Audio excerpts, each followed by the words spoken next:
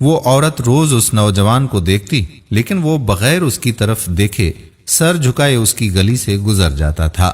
دیکھنے میں وہ کسی مدرسے کا طالب علم لگتا تھا، لیکن اتنا خوبصورت تھا کہ وہ دیکھتے ہی اسے اپنا دل دے بیٹھی، اور اب وہ چاہتی تھی کہ کسی طرح سے اس پر نظر التفات ڈالے، لیکن وہ اپنی مستی میں مگن تھا اور سر جھکائے زیر لب کچھ پڑھتا ہوا روزانہ ایک مخصوص وقت پر وہاں سے گزرتا اور کبھی آنکھ اٹھا کر نہ دیکھتا تھا۔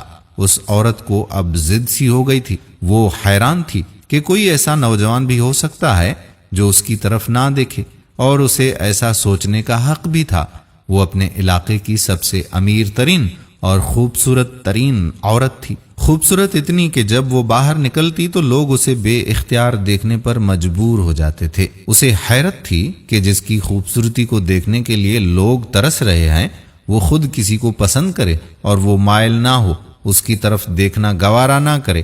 اپنی انا کی شکست اور خوبصورتی کی توہین پر وہ پاگل ہونے لگی تھی، اور کوئی ایسا منصوبہ سوچنے لگی جس سے وہ اس نوجوان کو حاصل کر سکے، اس کا غرور توڑ سکے، اپنا غلام بنا سکے۔ آخرکار شیطان نے اسے ایک ایسا طریقہ سمجھا دیا جس میں پھنس کر وہ نوجوان اس کی بات مانے بنا رہ نہیں سکتا۔ اگلے دن جب وہ نوجوان اس گلی سے گزر رہا تھا تو ایک عورت اس کے قریب آئی اور کہنے لگی کہ بیٹا، میری مالکن تمہیں بلا رہی ہے۔ نوجوان نے کہا، اماں جی، آپ کی مالکن کو مجھ سے بھلا کیا کام ہو سکتا ہے؟ اس عورت نے کہا کہ بیٹا، اس نے تم سے کوئی مسئلہ پوچھنا ہے، وہ مجبور ہے، خود باہر آ نہیں سکتی، اس لیے آپ کو بلایا ہے۔ نوجوان اس عورت کے ساتھ چلا گیا۔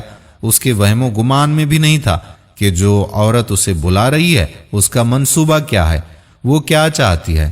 وہ تو اپنی فطرتی سادہ دلی کی وجہ سے اس کی مدد کرنے کے لیے اس کے گھر میں داخل ہو گیا۔ اس کے ذہن میں تھا کہ شاید کوئی بوڑھی عورت ہے جو اپنی کسی معذوری کی وجہ سے باہر آنے سے قاصر ہے۔ نوکرانی نے اسے ایک کمرے میں بٹھایا اور انتظار کرنے کا کہہ کر وہاں سے چلی گئی۔ تھوڑی سی دیر کے بعد کمرے میں وہی عورت داخل ہوئی۔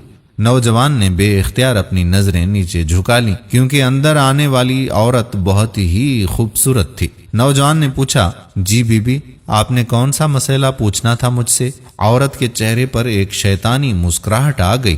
اس نے اپنے دل کا حال کھول کر اس کے سامنے رکھ دیا اور کہا کہ میری سب سے بڑی خواہش ہے کہ میں ایک دفعہ تمہیں حاصل کر لوں۔ نوجوان یہ بات سن کر کانپ گیا اور کہنے لگا، اللہ کی بندی، اللہ سے ڈرو، کیوں گناہ کی طرف مائل کر رہی ہو؟ اس نے عورت کو بہت سمجھایا، لیکن عورت پر تو شیطان کا غلبہ تھا۔ اس نے کہا کہ یا تو تم میری خواہش پوری کرو گے یا پھر میں شور مچاؤں گی کہ تم زبردستی میرے گھر میں داخل ہوئے ہو اور میری عزت پر حملہ کیا ہے۔ نوجوان بیچارہ یہ بات سن کر بہت ہی پریشان ہوا۔ اسے اپنی عزت کسی بھی طرح سے محفوظ نظر نہیں آ رہی تھی۔ اس کی بات مانتا تو گناہگار ہوتا، نہ مانتا تو لوگوں کی نظر میں برا بن جاتا۔ وہ علاقہ جہاں لوگ اس کی شرافت کی مثالیں دیا کرتے تھے، وہاں اس پر اس طرح کا الزام لگ جائے، یہ اسے گوارا نہیں تھا۔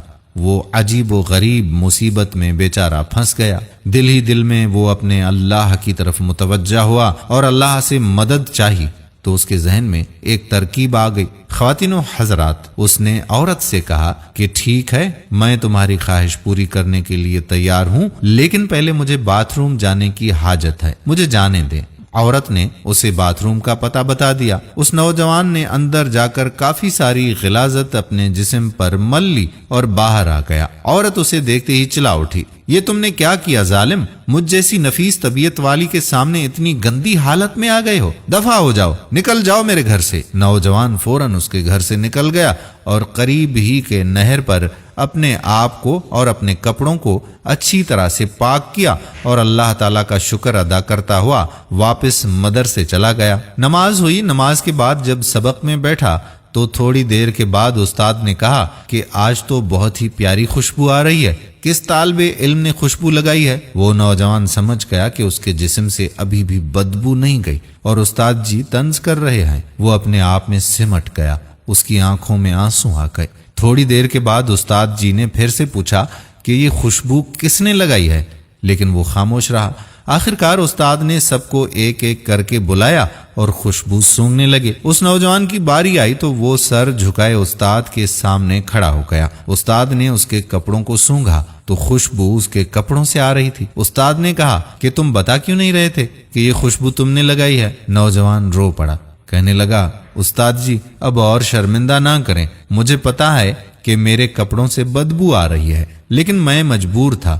اس نے وہ پورا واقعہ اپنے استاد جی کو سنا دیا۔ استاد نے کہا کہ میں تمہارا مذاق نہیں اڑا رہا بیٹے، اللہ کی قسم کھا کر کہتا ہوں کہ تمہارے کپڑوں سے واقعی ایسی خوشبو آ رہی ہے جو میں نے آج سے پہلے کبھی سونگھی ہی نہیں ہے، اور یقیناً یہ اللہ تعالیٰ کی طرف سے ہے کہ تم نے اپنے آپ کو گناہ سے بچانے کے لیے اپنے آپ کو گندگی لگانا پسند کر لیا، لیکن اللہ تعالیٰ نے اس گندگی کو ایک ایسی خوشبو میں بدل دیا ہے جو کہ اس دنیا کی لگتی ہی نہیں، یہ جنت کی خوشبو لگتی ہے۔ دوستو کہتے ہیں کہ اس نوجوان کے جسم سے وہ خوشبو ہمیشہ آتی رہی۔ دوستو یہ پرہیزگاری ہوتی ہے اور یہ اپنے آپ کو بچانے کا اجر و ثواب ہوتا ہے۔ اللہ تعالیٰ کے ہاں کون سی چیز اور کون سا ہمارا عمل پسند آ جائے اور اس کے صدقے میں اللہ تعالیٰ ہم پر مہربان ہو جائے، اس کا پتہ نہیں۔ تو دوستو تقوی اختیار کریں، پرہیزگاری اختیار کریں۔ دوستو ہم امید کرتے ہیں کہ ہماری آج کی ویڈیو بھی آپ کو پسند ضرور آئی ہوگی، اور صدقہ کی نیت سے اس ویڈیو کو زیادہ سے زیادہ شیئر کریں گے۔